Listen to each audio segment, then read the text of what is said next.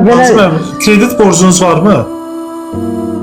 oy nə qədər, nə Ne qədər. kadardır? Banka borcunuz ne kadardır?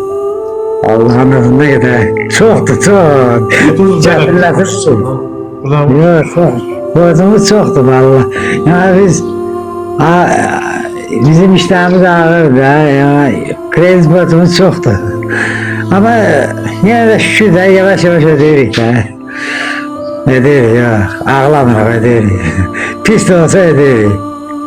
Ama boşda qalmırıq. Boşda qalmağı xoşlamırıq. Dayıcan, burada Kaç yaxşı izləyicilərdən olsun. biri yazıb ki 32 min manat banka borcu var. Doğrudur yoxsa? Ha, var. Yəni 32 min banka borcunuz var sizin. adeta var. Var ama. İnşallah Allah kurban. Allah kömək olsun inşallah.